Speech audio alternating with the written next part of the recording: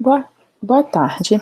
Hoje o assunto da nossa aula será resistência ao uso de antibacterianos.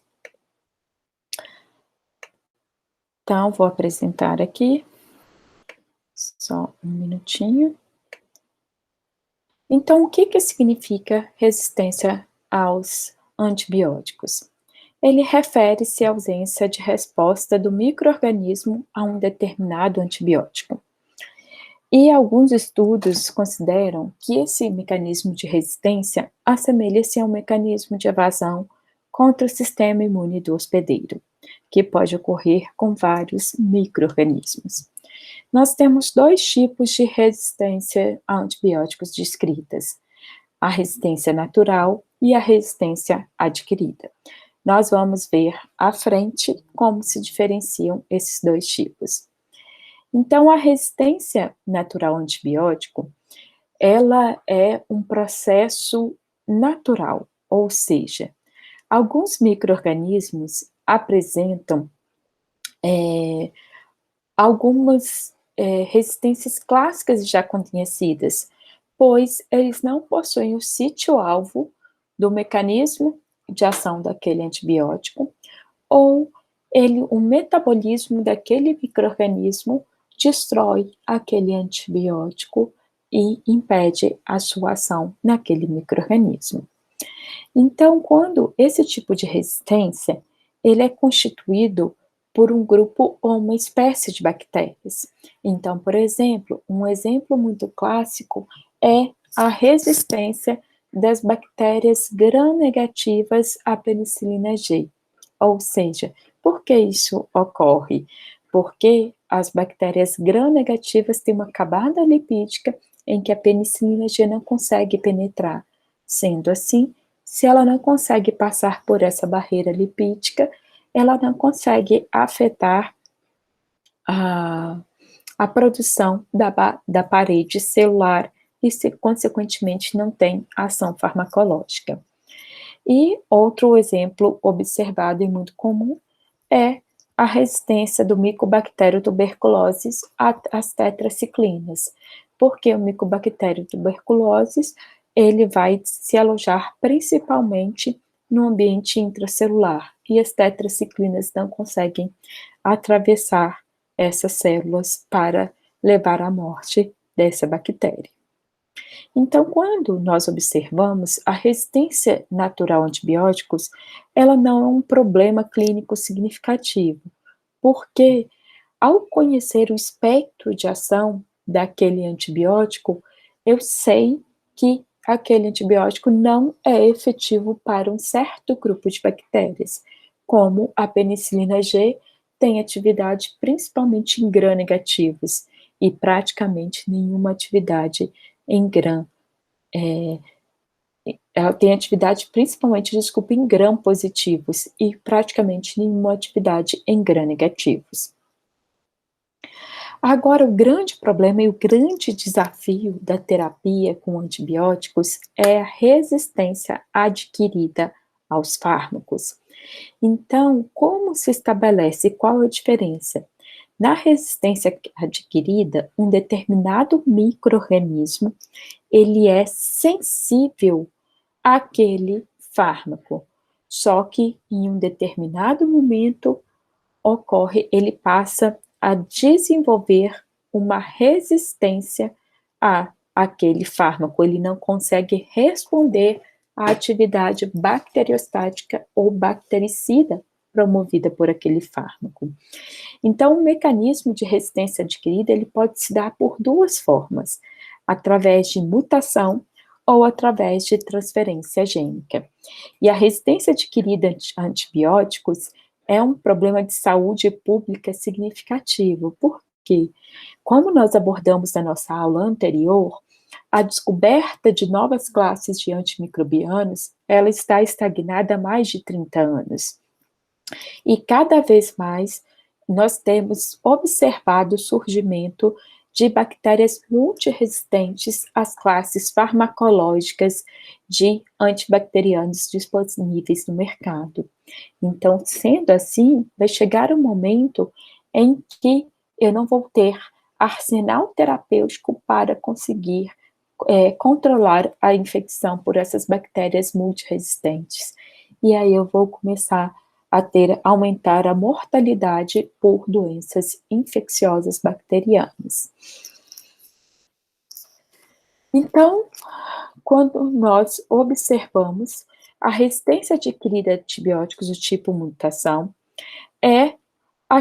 vai ser aquela resistência que vai ocorrer uma alteração genética no processo de multiplicação dessa bactéria, e essa alteração genética ela passa a ser uma informação herdada, ou seja, hereditário e estável. A mutação ela é um processo espontâneo e aleatório, e ela ocorre principalmente em micro-organismos porque as atividades revisoras das DNA polimerases, ela é pouco significativa. Então, a partir do momento que a inserção de um par de base trocado, essa inserção, ou essa retirada, ou essa perda desse par de base, pode gerar uma característica que mute, por exemplo, o sítio de ação de antibiótico. E ao mutar essa proteína, que é o alvo terapêutico desse antibiótico, esse fármaco passa a não reconhecer essa proteína e, consequentemente, ele não consegue afetar na sobrevida ou no crescimento dessa bactéria. As mutações, elas podem ser de etapa única ou de múltiplas etapas. Então, de etapa única, uma única mutação gênica, ela ocorre, e essa mutação é num ponto crucial para o mecanismo de ação desse fármaco. E aí, consequentemente, o desenvolvimento dessa mutação promove o desenvolvimento de uma resistência, e ela surge de uma forma muito rápida. Um exemplo é a resistência da Escherichia coli e do Staphylococcus aureus à rifampicina. Agora, existem mutações que são através de múltiplas etapas. Então, essas mutações em múltiplas etapas, elas ocorrem de uma forma, então, tem que ter o somatório de várias mutações, e esse somatório de várias mutações vai desenvolver a resistência a um determinado fármaco. Então, eu posso ter, nessa mutação de múltiplas etapas, eu posso ter a redução da eficácia de um fármaco à medida que ocorre uma mutação. Então, ocorreu uma mutação que diminui a capacidade de penetração desse fármaco naquela célula bacteriana. Só que não impediu a penetração. Então, consequentemente, eu vou ter uma redução da eficácia desse fármaco. Só que ao aumentar a dose, eu consigo contornar parte dessa mutação. Só que aí, por outro lado, ao levar o aumento de dose excessivo desses fármacos, eu aumento a possibilidade de efeitos adversos.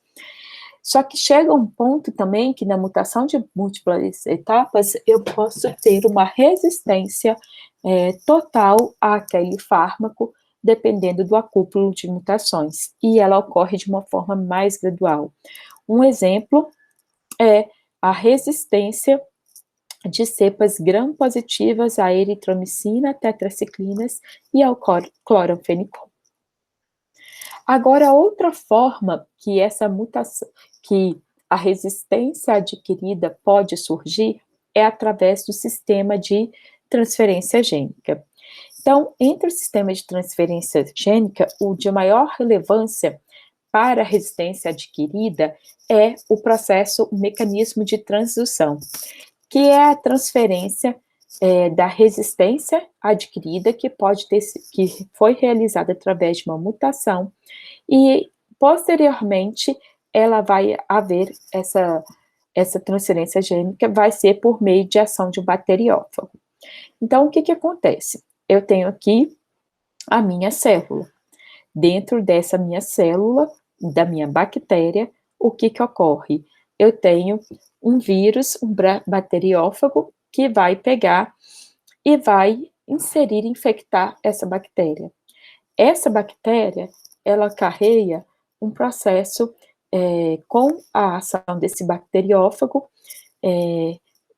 ocorre um processo de mutação. E ao dispersar esse material genético que carrega a mutação, eu posso ter esse bacteriófago chega numa célula saudável e, ao chegar nessa célula saudável, eu faço a inserção de uma sequência gênica que vai gerar mutação e afetar, carregando aquela mutação a um determinado antibiótico. Outra forma, e a forma mais comum de propagação da resistência adquirida, é a transferência gênica através do processo de conjugação. Então, através do processo de conjugação, ocorre a transferência de um gene cromossômico ou extracromossômico através do contato sexual das bactérias. Então, eu tenho essa bactéria, vamos considerar que essa é a bactéria A e essa é a bactéria B. Então, o que nós observamos? No processo de conjugação, pode ocorrer a transferência. A bactéria B, ela carrega um material genético extracromossômico no plasmídio, que contém o gene da resistência a um determinado antibiótico. Ao se encontrar no processo de conjugação, a bactéria B transfere esses genes que carregam a mutação para a bactéria A. E assim, a bactéria A e B se tornam resistentes a um determinado grupo de antibióticos. Então, existem vários mecanismos envolvidos na resistência adquirida, já descritos na literatura. Um deles são a resistência que ocorre devido ao acesso reduzido do antibiótico ao patógeno, ao mecanismo, ao local de ação que esse antibiótico vai exercer nesse patógeno, seja ele na parede celular ou seja ele no ambiente intracelular. Também há mecanismos de resistências que levam à produção de enzimas que inativam a molécula do antibiótico. Então, a produção, por exemplo, de beta-lactamases, de cefalosporinases, são as enzimas que conseguem quebrar as beta-lactamases, elas conseguem clivar principalmente os fármacos da classe das penicilinas, e as cefalosporinases vão clivar os fármacos da classe de cefalosporinas. Também podem ocorrer mutações em que ocorra o desenvolvimento de vias metabólicas alternativas atingidas pelo fármaco. Isso acontece muito com as resistências adquiridas a sulfonamidas. O aumento da eliminação do antibiótico por bombas de efluxo. Então, eu aumento a quantidade de bombas de efluxo expressas na parede celular dessa bactéria. Então, o antibiótico até consegue penetrar nessa célula bacteriana, só que as bombas de efluxo jogam esse antibiótico para o ambiente extracelular e fazendo com que a concentração do antibiótico dentro da bactéria se torne muito pequena. Também podem ocorrer mutações na proteína-alvo que aquele antibiótico se liga. Por exemplo, as penicilinas podem ter alteração na ligação da proteína-alvo, e também nós temos alterações em enzimas do micro-organismo que transformam profármaco e fármacos ativos. Então, se eu não tenho essa conversão do profármaco em fármaco ativo, eu diminuo a eficácia desses antibióticos. Então, entre os mecanismos de resistência adquirida, nós vamos falar brevemente de alguns deles. Então, o primeiro é a redução da quantidade do acesso do antibiótico no alvo de ação. Então, ou seja, o fármaco não atinge o seu sítio de ação. Então, ele pode ocorrer de duas formas: através da ausência, mutação ou perdas de porinas e transportadores de membrana que o fármaco utiliza para penetrar naquele organismo. Então, a partir do momento que eu preciso dessas porinas para o fármaco penetrar no micro-organismo e que eu tenha perda, a diminuição da expressão dessas porinas na parede celular dessa bactéria, ou até mesmo a ausência dessas porinas, o antibiótico não consegue penetrar na célula e, consequentemente, não consegue exercer o seu efeito farmacológico. E alguns exemplos são o desenvolvimento de resistência de cepas gram-negativas aos aminoglicosídeos e às tetraciclinas. Outra forma é através do aumento da expressão de bombas de efluxos na parede celular bacteriana.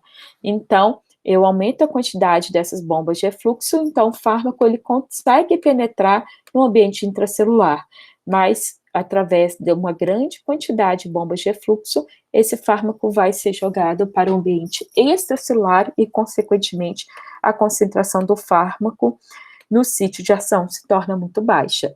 E aí eu não consigo debelar essa infecção.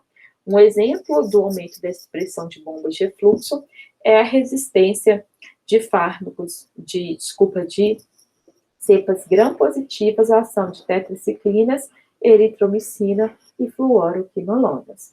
Então, essa figura aqui, ela mostra aqui uma alteração, por exemplo, da síntese de porinas, então uma modificação na expressão dessas porinas que impede que o fármaco consiga penetrar na célula e agir no seu alvo farmacológico. Eu também posso ter não alteração da estrutura, mas também eu posso ter a redução da expressão dessas porinas.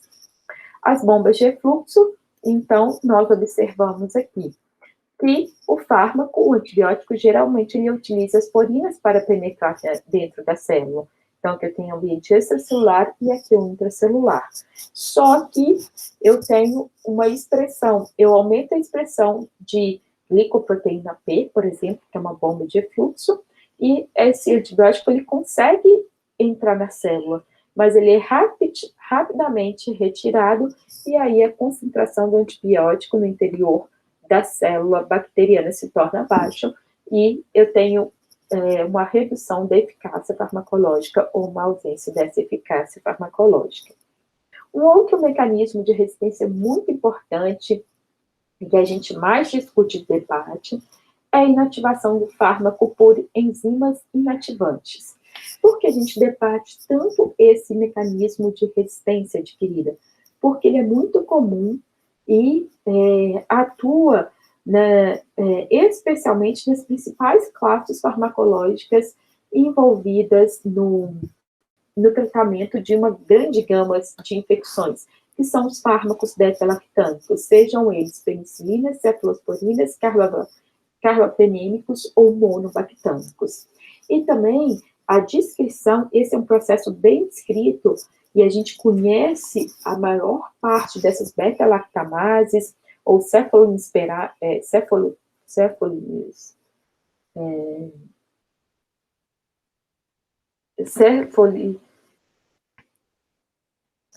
eu não consegui falar, fugiu. A palavra, minha língua está enrolando. As cefalosporinases, desculpa, que é a enzima que leva à destruição das cefalosporinas.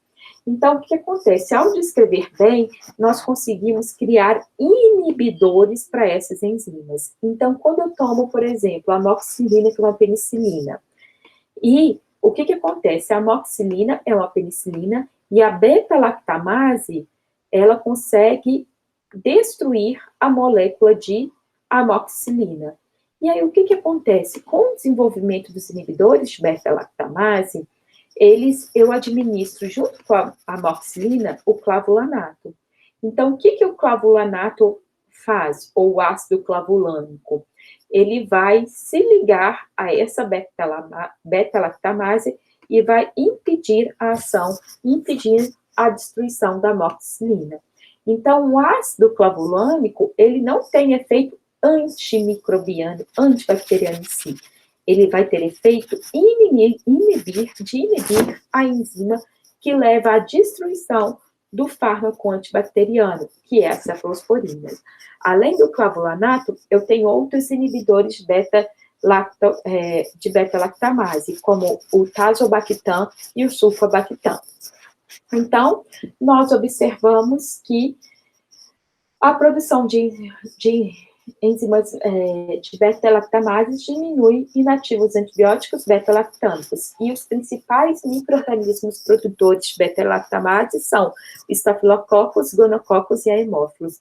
Para a gente ter noção do impacto sobre essa produção, os haemófilos responsáveis por infecções de vias aéreas superiores, todos eles são produtores, todas cepas, atualmente, elas são produtores de beta-lactamase.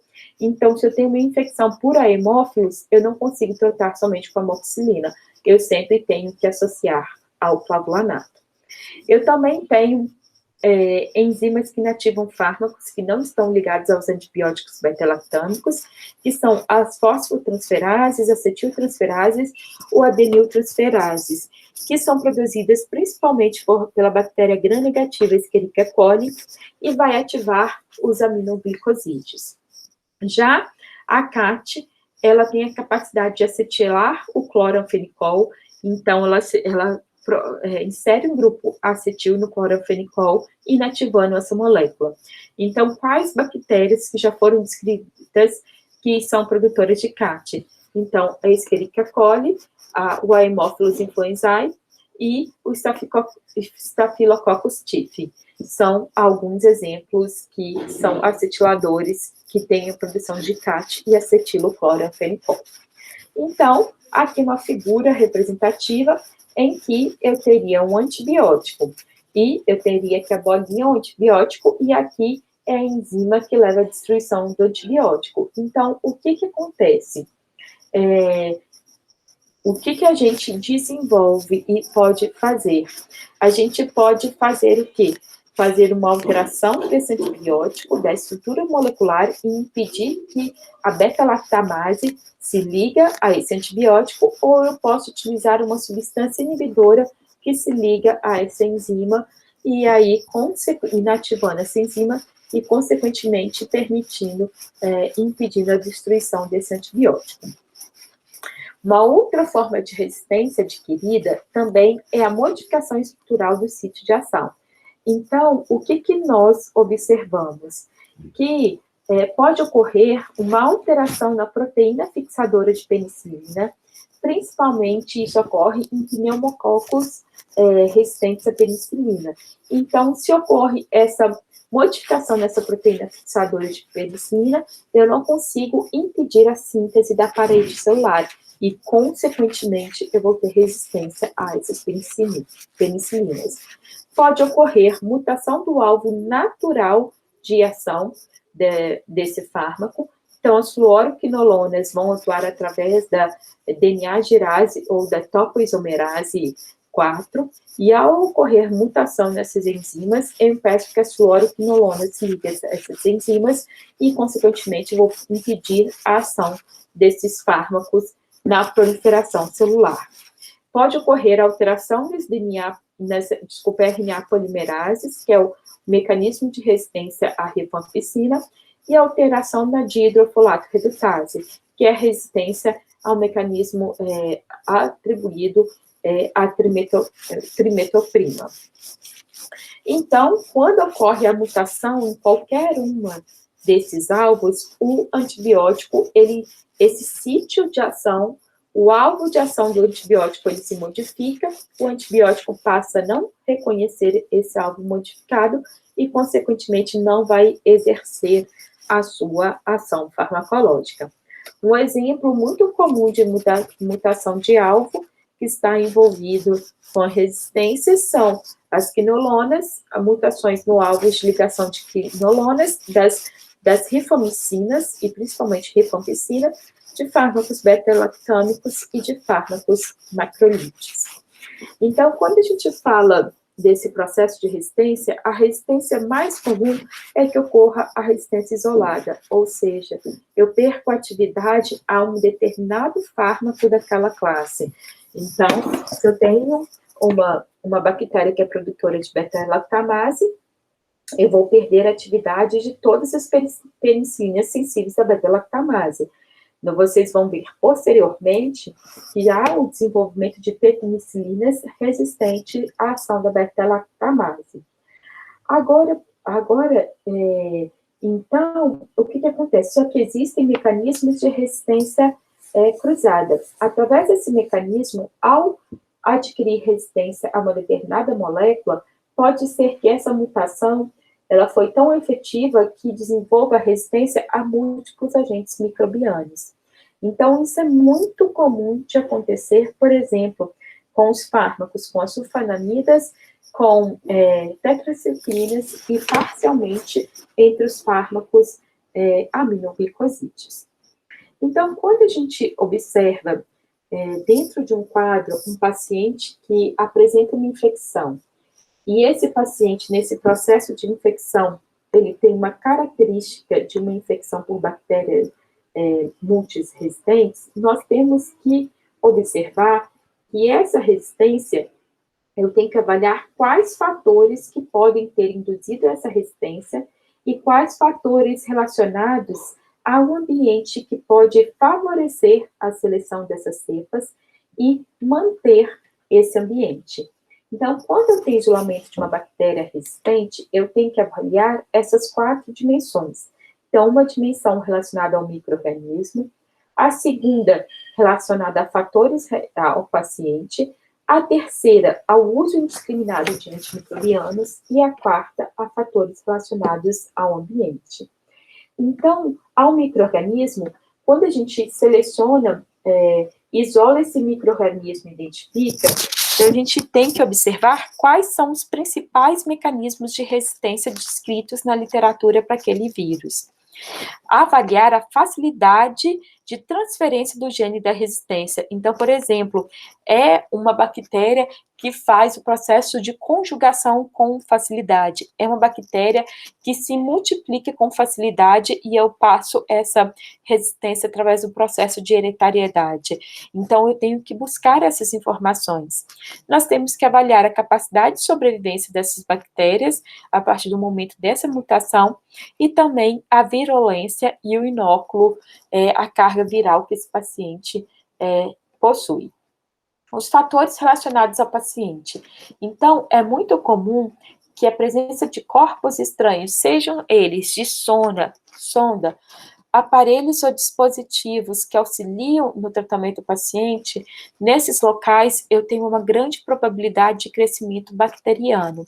Então, sondas vesicais, sondas urinárias, sondas respiratórias, sondas gástricas, são todos fatores que favorecem o crescimento bacteriano. Então, se eu não se eu não diminuir a colonização bacteriana nesses dispositivos, eu não vou conseguir combater a infecção. Eu tenho que avaliar o comprometimento do sistema imunológico desse paciente, então até mesmo para adotar as decisões terapêuticas mais corretas, avaliar se esse paciente tem vacinação em dia, se tem uma flora, uma microbiota normal presente e se ele não está colonizado, porque se houver colonização do organismo como um todo, dificilmente a gente vai conseguir tratar essa infecção. Além disso, ao escolher o antimicrobiano, e também eu tenho que avaliar os fármacos utilizados para evitar a seleção de micro-organismos mais resistentes também e não alterar tanto a flora desse paciente. Então, o uso desses antimicrobianos, a dose administrada, o número de fármacos, a duração de tratamento, o espectro de atividade e as concentrações teciduais devem ser acompanhadas de uma forma próxima para a gente avaliar a eficácia dessa terapia antimicrobiana. E os fatores associados ao ambiente nós temos que tentar corrigir. Situações de superlotação podem favorecer o espalhamento dessa bactéria resistente. E a principal forma de transmissão dentro do ambiente hospitalar dessa bactéria multiresistente é através da transmissão cruzada, ou seja, através da não higienização correta das mãos e um contato dos profissionais de saúde com aquele paciente que tem essa bactéria é multiresistente, depois ele vai atender outro paciente sem essa bactéria. Outro fator que impacta muito na proliferação de bactérias resistentes no ambiente hospitalar é a relação de número de enfermeiros em relação ao número de pacientes. Então, eu posso até ter uma lotação controlada daquele hospital, só que se meu número de profissionais de enfermagem for muito baixo, a chance de contaminação de transmissão cruzada aumenta. Limpeza dos ambientes e equipamentos são fatores primordiais que podem estar envolvidos, e detecção laboratorial precoce para evitar a proliferação e fazer o isolamento adequado desse paciente para evitar a proliferação dessa cepa multiresistente aos outros pacientes. Então, quando a gente pensa na prevenção, então aqui é a partir do momento, as medidas a serem tomadas a partir do momento que eu tenho isolamento da bactéria resistente. Só que nós temos que evitar o surgimento dessa resistência adquirida. E quais são as medidas de controle que têm sido efetivas para evitar o surgimento dessa resistência adquirida? Então, no momento da antibiótico terapia, selecionar o antibiótico adequado para cada tipo de infecção. Utilizar o antibiótico por período de tempo adequado e não somente até a regressão dos sintomas da infecção. Utilizar a associação de fármacos quando eu tenho micro-organismo com alta capacidade de mutação, no caso de bactérias, no tratamento da tuberculose e no tratamento da hanseníase. Então, fazer um coquetel farmacológico para tratar essas bactérias. Além disso, não utilizar antibiótico terapia de forma indiscriminada e de forma inadequada, porque isso favorece a seleção de bactérias resistentes que carregam cepas, genes de resistências. Prefiro o uso de antibióticos de ação rápida e seletivos, porque quanto mais amplo o espectro desses antibióticos, eu desestabilizo muito a microbiota deste paciente, e ao estabilizar essa microbiota, eu posso favorecer o quê? A proliferação de micro-organismos que carregam a resistência. E nós observamos que o tratamento de infecções que envolvem micro-organismos que são notáveis, que a gente sabe que ele tem uma capacidade de mutação muito grande e de propagação dessa resistência, por exemplo, Staphylococcus aureus, Escherichia coli, Mycobacterium tuberculosis e bactérias do gênero Proteus, eles são reconhecidos por terem grande capacidade de desenvolvimento de resistência adquirida. Então, nessas infecções, não optar por uma antibiótico terapia em doses baixas por um tempo prolongado. Nessas situações, a gente deve tratar intensivamente em doses adequadas por tempo adequado para evitar a seleção de cepas que carregam genes de resistência. Então, era um bate-papo rapidinho para apresentar esses principais mecanismos. E o que é importante dentro desse assunto para o farmacêutico conhecer? Como eu falei, a resistência adquirida das bactérias tem sido uma grande ameaça a toda a evolução da terapia antibacteriana. E nós observamos se continuar o surgimento, continuar a velocidade de surgimento de micro-organismos multiresistentes e comparado com a velocidade de descoberta de novos fármacos, em torno de 50 anos a gente vai voltar a morrer por infecções como era na época pré-antibiótica. Então, atuar na prevenção da indução da resistência é um fator primordial e o farmacêutico é um profissional que tem formação para atuar. E, por outro lado, também atuar na área de pesquisa para o desenvolvimento de metodologias para evitar que combata essa resistência, como inibidores de enzimas que levam à destruição de fármacos, como também outras metodologias que contornem os mecanismos de indução de resistência. Então, para essa aula era isso para falar. Eu vou adiantar um pouquinho o nosso assunto, ele não está em princípios da antibiótico terapia, mas eu acho importante a gente abordar para a gente consolidar esse conhecimento sobre antibióticos, que é falar brevemente sobre a classificação dos antibióticos. Os antibióticos, nós temos várias classes farmacológicas aprovadas em uso. Então, se a gente pensar no arsenal terapêutico, eu tenho um vasto arsenal terapêutico para tratar as principais infecções bacterianas descritas no ser humano. Então, esses antibióticos, eles podem ser classificados de várias formas. E a classificação mais comum e utilizada é a classificação a partir da estrutura química desses antibióticos. Então, avaliando a estrutura química, nós temos várias classes farmacológicas hoje em uso. Uma delas é as sulfonamidas e as diaminopirimidinas, representadas pelo sulfametoxazol, dapizona, pela sulfapiridina, pela trimetroprima, pela pirimetamina, que são fármacos que têm essa estrutura química.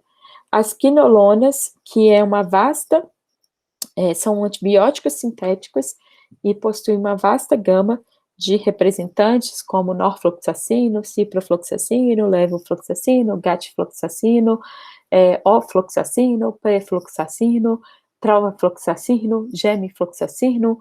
Então, aqui nós temos vários representantes dessa classe. Os antibióticos beta-lactâmicos, que se dividem em classes, em 4 classes, que são as penicilinas, cefalosporinas, carbapenêmicos ou monobactâmicos. Então, os antibióticos beta-lactâmicos, eles são assim chamados porque todos eles têm um anel beta-lactâmico presente na sua estrutura, mas eles se subdividem em classes que têm espectros de ação que se diferem entre si. As tetraciclinas, eu tenho como exemplo a doxiciclina e até mesmo a própria tetraciclina, que também é o nome de um fármaco, de um representante dessa classe e da própria classe. Os derivados nitrobenzeno, que é o clorofenicol, os aminoglicosídeos, como a gentamicina e neosmicina, os macrolídeos, como eritromicina, roxitromicina, azitromicina e claritromicina, os polipeptídicos, os glicopeptídicos, os poliênicos, as licosaminas, que as que não estão representadas, as rifamicinas, que aqui também não estão representadas. Então, de acordo com essa estrutura química, nós temos uma gama muito grande de antibióticos, e eles são classificados em grupos de acordo com a afinidade química que eles apresentam. Eu também posso classificar esses antibióticos de acordo com o mecanismo de ação. Então, nós temos os fármacos beta-lactâmicos ou inibidores da síntese da parede celular. E, além dos beta-lactâmicos, eu tenho fármacos não beta-lactâmicos, representado pela vancomicina e bacitracina, que não tem uma classe específica, eles são os únicos representantes entre eles, e que têm a capacidade de inibir a síntese da parede celular. Então, eu tenho as penicilinas, cefalosporinas, carbapenêmicos, monobactâmicos, vancomicina e bacitracina. Eu também tenho os fármacos que eles vão atuar através da alteração da permeabilidade da membrana celular, que é a polimixina, então, principalmente polimixina B e anfotericina B, são exemplos dessa classe. Eu posso ter também fármacos que levam à inibição reversível da síntese proteica, e são considerados fármacos bacteriostáticos, que são as tetraciclinas, clorofenicol, macrolídeos e clindamicina. Eu tenho os fármacos que o mecanismo de ação se estabelece através da alteração da síntese de proteínas, levando à morte celular, que são representados pelos aminoglicosídeos. Eu tenho fármacos que vão alterar a função e estrutura do DNA bacteriano, que são as rifamicinas e quinolonas, e eu tenho os fármacos que vão agir com o seu mecanismo de ação, que eles são os antimetabólitos, que são a trimetroprima e as sulfonamidas. Então, quando eu avalio a classificação através do mecanismo de ação, eu vou ter esses fármacos agrupados nesses principais grandes grupos aqui. Os fármacos que atuam sobre a parede celular, sobre a membrana celular, sobre a síntese proteica, sobre a estrutura e função do DNA e sobre a síntese de purinas e de ácido fólico, que são considerados fármacos antimetabólitos. Uma outra classificação importante desses antibióticos está relacionado com o seu espectro de atividade. Não tem como eu pensar em antibiótico terapia se eu não conheço o espectro de ação de um determinado fármaco. O espectro de ação, ele é assim dividido, principalmente, ele é comum para a classe farmacológica, mas dentro de uma mesma classe, eu posso ter espectros de atividade que se diferem. Um exemplo é o espectro de ação da penicilina G, que é considerado extremamente estreito, ele vai atuar principalmente sobre bactérias gram-positivas. Um outro exemplo é a isoniazida, que ativa somente contra micobactérias. Então, ele atinge um grupo muito específico de bactérias. Agora, por outro lado, a amoxicilina, ela também é uma penicilina e ela já tem espectro de ação ampliado. Então, ela continua atuando em gram-positivos, mas ela também passa a atuar e ter atividade contra bactérias gram-negativas. Então, eu tenho esse espectro da amoxicilina ampliado. O mesmo ocorre para a ampicilina. Eu continuo mantendo ação contra gram-positivos e passo a ter ação em gram-negativos. Agora, existem os fármacos de amplo espectro. Então, eles vão atuar em uma variedade de espécies microbianas. Então, as tetraciclinas, os cloranfenicóis, algumas quinolonas e alguns macrolídeos são considerados fármacos de amplo espectro, porque eles têm ação em gram-positivos, em gram-negativos e também tem ação em bactérias atípicas. Além disso, também tenho fármacos que esse espectro é tão longo que, além da ação em micro-organismos atípicos, eu também tenho a atuação em fármacos anaeróbios.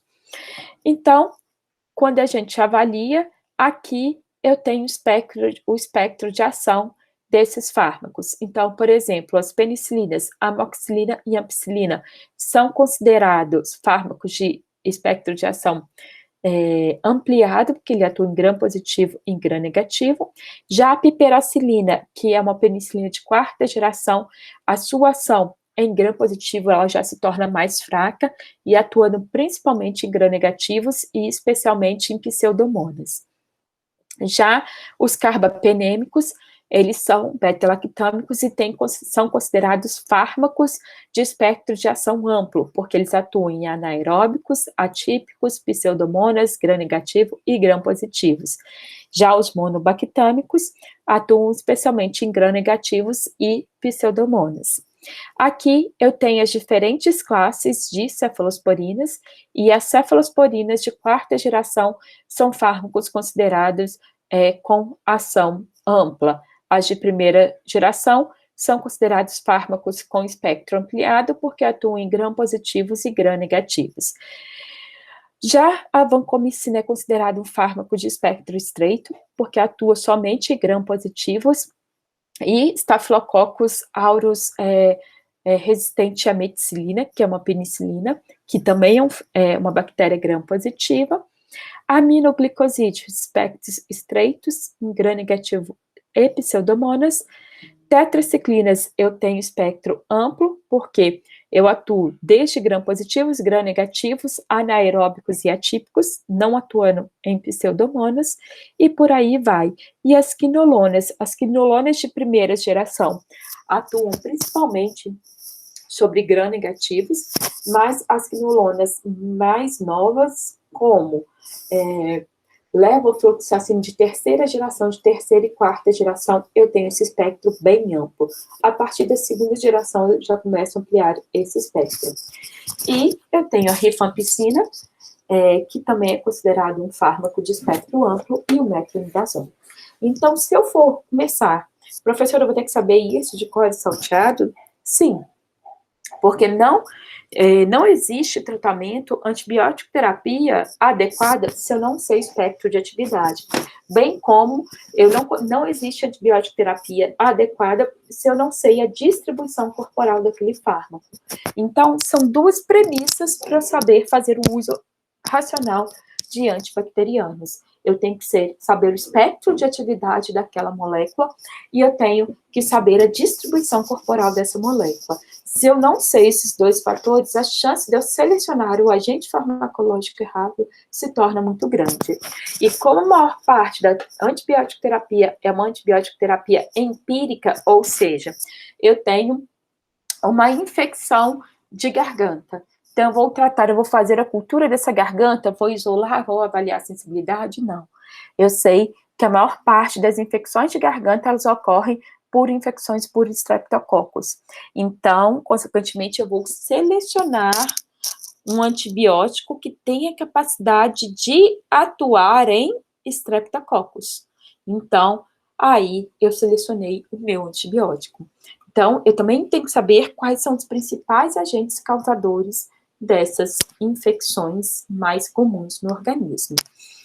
E outra forma de classificação desses fármacos é na forma que ele vai eliminar essa colônia bacteriana. Então, eu tenho os fármacos bactericidas que vão lá e vão matar aquela colônia, vão atuar, levando a lise, a quebra, a morte dessas bactérias como um todas. E boa parte, a maioria dos fármacos tem atividade bactericidas. As penicilinas, cefalosporinas, vancomicina, aminoglicosídeos, polipeptídicos, quinolonas, rifancinas, carbapenêmicos, monobactâmicos, teicoplanina, são alguns exemplos de fármacos com atividade bactericida.